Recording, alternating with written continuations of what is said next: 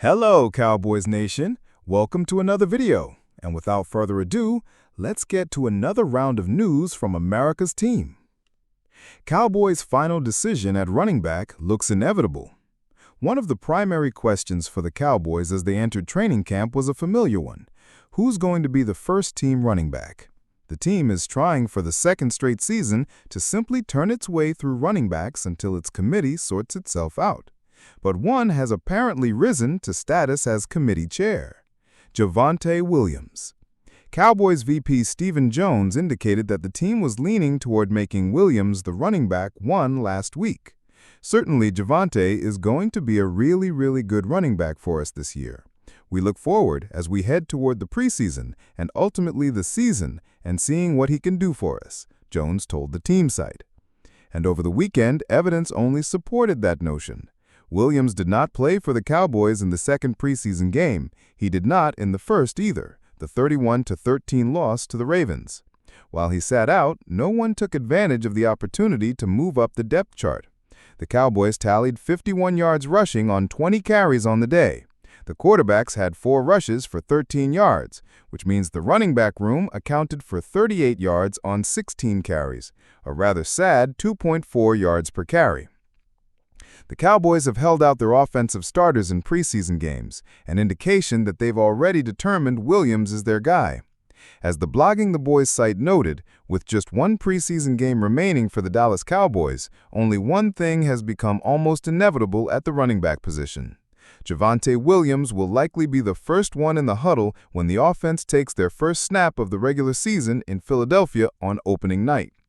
In back-to-back weeks, Williams has not taken a snap on offense in the preseason and has sat with other key starters such as Dak Prescott, CeeDee Lamb, Jake Ferguson, and George Pickens.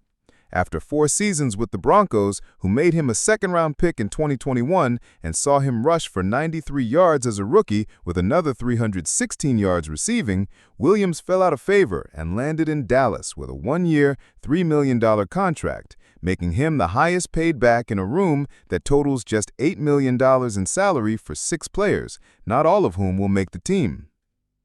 Cowboys coach delivers candid remarks on $4.2 million quarterback after second defeat.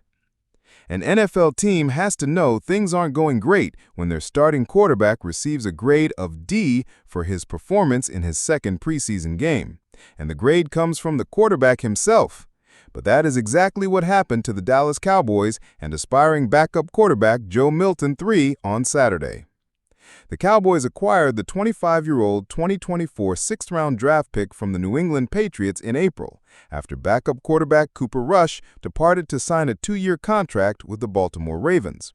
The idea was for Milton to compete with journeyman practice squad QB Will Grier for the number 2 quarterback spot behind 3-time Pro Bowl quarterback Dak Prescott. And the second-year signal caller, with 3 years to go on his $4.2 million rookie contract, appeared to be the favorite to win the job. But 2 consecutive shaky preseason starts has created doubt around Milton's future with the Cowboys. In Saturday's showdown at AT&T Stadium against the Ravens, Milton was thoroughly outplayed by the former Cowboy he was brought in to replace. After the game, Schottenheimer spoke frankly about Milton's outing, stopping short of giving the 6'5", 246-pound QB a full endorsement, but not dismissing Milton's prospects to win the backup job either. "I wouldn't say I'm concerned about Milton," Schottenheimer told reporters. "I think we came out with a little bit of a different mindset in terms of running the ball. Though they got him. They showed down and brought the blitz from the other side and just spooked him. He's got to try to throw the ball away. It wasn't just him. We've got to be able to run the ball better. We've got to take care of the ball." Schottenheimer also shrugged off any comparisons between Milton and Rush. Cooper Rush has played in this league a long time. What he did tonight didn't surprise anyone in the first half, the first-year coach said, as quoted by CBS Sports. "I've seen him do that for the last 3 years. Joe Milton is in year 2. So again, I'm not panicked. It's not just them. It's us as coaches. It's the other players. It's all of it." Insider provides brutal update on Cowboys' Micah Parsons. Not only was Micah Parsons not bluffing about his trade demand, things seemed to be getting worse between the Cowboys and their superstar edge rusher.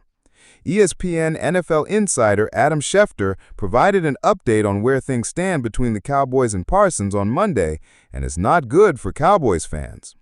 Parsons, of course, is about to enter the final year of his rookie contract and is seeking a Myles Garrett-style extension, but the Cowboys have balked at his asking price, which led to Parsons requesting a trade on social media. Yet with less than 2 weeks until Dallas' season opener against the Philadelphia Eagles, the Parsons saga continues to suck up the oxygen at Cowboys training camp in California.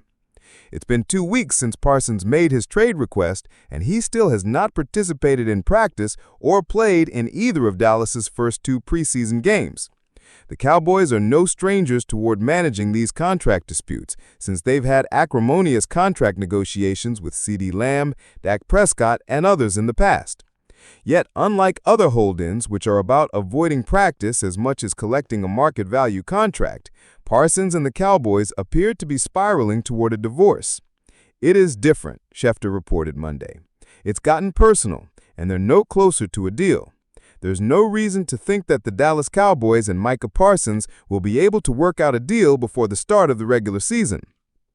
That the Parsons-Cowboys impasse may linger into the regular season isn't necessarily stunning, especially given Dallas's astronomical asking price for the 2-time All-Pro who has been a finalist for the NFL Defensive Player of the Year award twice.